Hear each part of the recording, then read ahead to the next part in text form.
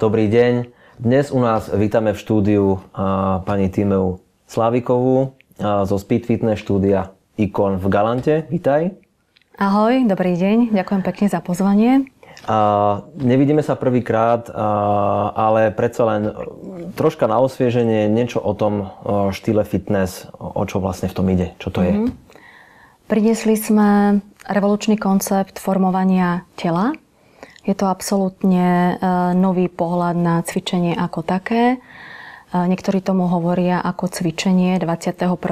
storočia. Je veľmi rýchly, účinný a je bezpečný. Hovoríš, že je to fitness 21.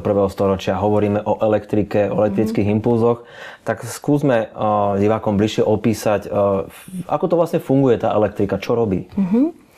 Speed fitness je cvičenie pomocou elektrických impulzov. Nie je to len tak, že človek leží a stroj robí všetku prácu za neho, tak by sme sa k ideálnym výsledkom neprepracovali.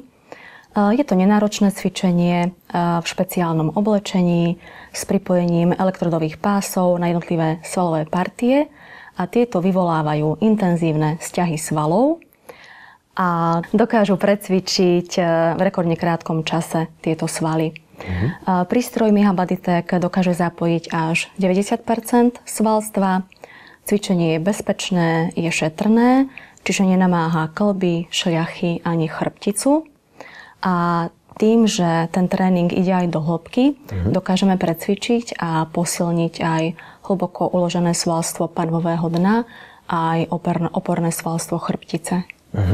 To znie určite zaujímavo, predsa len pre dámy to pánové svalstvo a tak ďalej, predsa len aj pre správne držanie tela. Určite to je veľmi vhodné. Už fungujete približne pol roka. Áno.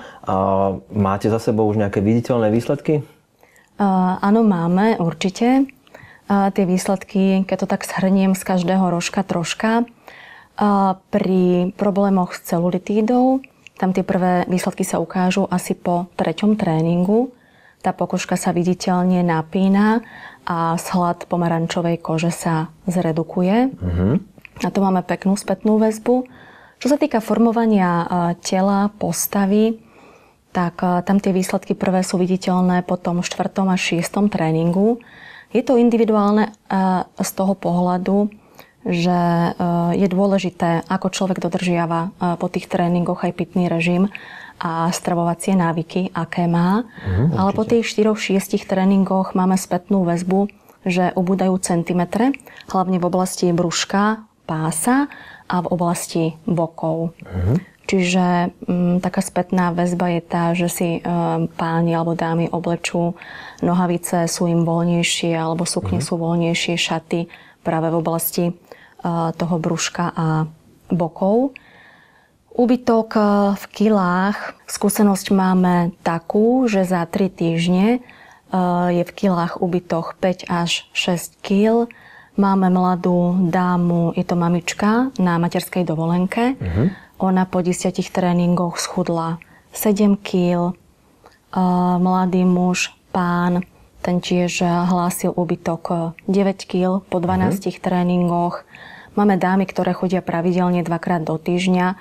Tam za ten mesiac a pol dochádza k úbytku na hmotnosti a hlavne v centimetroch.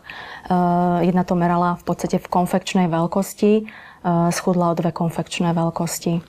Tak to sú úžasné výsledky, dobre sa to počúva, predovšetkým asi dámy, tam asi nie sú rozhodujúce kilá, aj skôr tie centimetre, lebo tie sú prvé vidieť. Skôr tie centimetre, pretože keď začína niekto chudnúť, tak ubúda síce tuková hmota, ale nakoľko je tuk ľahší ako sú svaly, tak moc tá váha zo začiatku nie je pre nás tá smerodajná, ale skôr ten úbytok v centimetroch. Sú ľudia, klienti, ktorí hlásia veľmi pozitívne zmeny, čo sa týka bolesti chrbtov, respektíve hlavy. Tam po 1-2 razoch dochádza k uvoľneniu a v podstate odstráneniu týchto problémov. Zvyšuje sa kondícia u ľudí. Tam je spätná väzba taká, že schody v práci oveľa ľahšie zvládajú, ako zvládali predtým. Sú ľudia, ktorí chodia raz týždenne, len si udržať to telo v kondícii, respektíve zabezpečiť to, aby mali pohyb aspoň raz do toho týždňa. Máme už prvé VIP klientky, No, ktoré sú spokojné. Tak to je úplne skvelé, gratulujem. A hovoríš teda, že sú prvé výsledky relatívne rýchlo, po 6 tréningoch, po 3 týždňoch.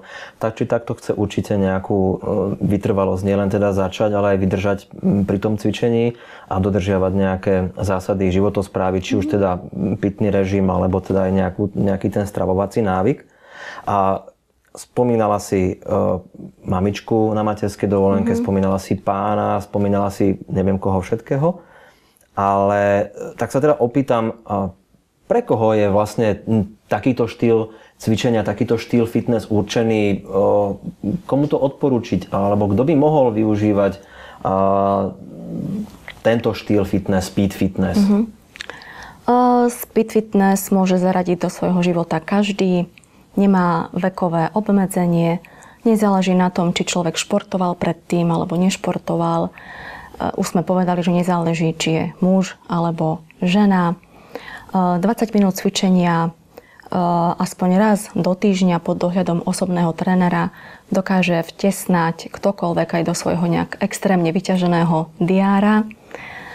Čiže je to nielen pre ľudí, ktorí žijú nejakým rýchlym tempom života, ale odporúčuje sa a sú klinické štúdie aj pre tých, ktorí sa z nejakého handicapu alebo z nejakého zdravotného dôvodu nevedia pustiť do nejakého náročnejšieho tréningu. Či sa odporúča vyslovene aj ľuďom pri poúrazových stavoch, po operáciách, alebo už tá poporodná rehabilitácia, ktorá bola spomínaná. Aha, čiže ak tomu správne rozumiem, človek, ktorý zo zdravotného hľadiska nemôže, povedzme, inde v posilňovni zdvíhať ťažké váhy alebo vykonávať nejakú veľkú námahu.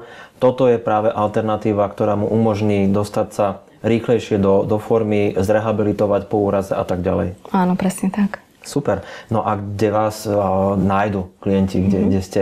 V Galante hovoríte? A kde vás nájdu? Klienti nás nájdú v Galante, v obchodnom dome Univerzál na Hlavnej ulici, na 1. poschodí. Super. Som rád, že sme sa takto stretli. Samozrejme všetkým divákom odporúčame akékoľvek cvičenie, ale pokiaľ je ten čas naozaj veľmi malý, krátky, nie je ho veľa k dispozícii, odporúčame Speed Fitness s Tímeou Slávikovou. Ďakujeme pekne za návštevu v štúdiu. Ďakujem pekne. Želáme veľa úspechov a veľa spokojných klientov. Ďakujem pekne. A teraz pozor, je tu 30% zľava na všetky druhy permanentiek. Vyskúšajte teraz.